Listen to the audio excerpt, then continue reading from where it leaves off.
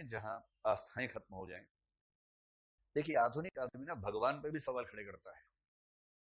मैंने आपसे कहा था कि जब तक आप, जैसे ही आप आधुनिक होंगे, आप चिंतनशील होंगे, बात को समझ जाएंगे। मैंने आपसे एक बात कही थी, ईश्वर ने हमको बनाया है, इस पर तो डाउट है, पर ईश्वर को हमने बनाया है, इस पर कोई डाउट नहीं है।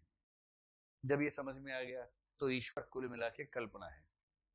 कल्पना क्यों है? हमारे भय ने, हमारी जिज्ञासा ने, हमारी बेचैनियों ने एक काल्पनिक छवि गढ़ ली जिससे हम काम चला लेते हैं।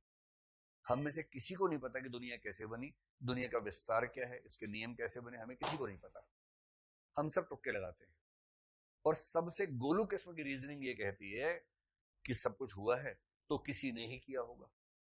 किसने किया, किसी को नहीं पता। हमने उस किसी ने ही किया होगा का एक नाम रख लिया, ईश्वर। अब किसी ने किया है, वो ईश्वर है, तो ईश्वर कैसा है और कल्पनाएं कर ली।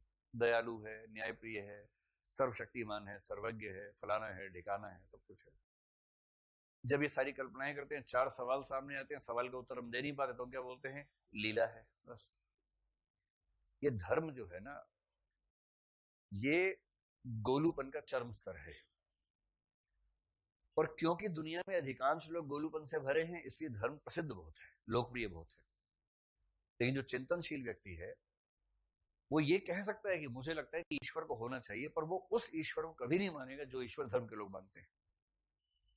और धर्मवीर भारती कह रहे हैं कि भगवान हुए तो क्या हुआ, सवाल खड़ा करेंगे।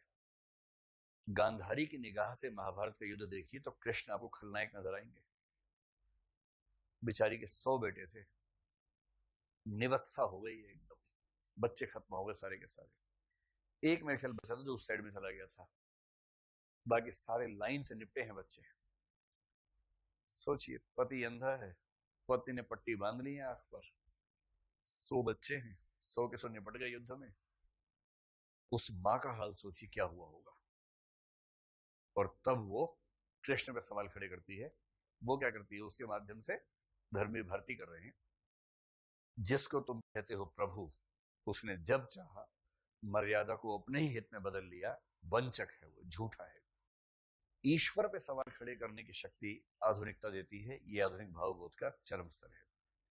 बस इतनी बातें मोटे तौर पर आपको बतानी है आधुनिक भावबोध में। बाकी सामान्य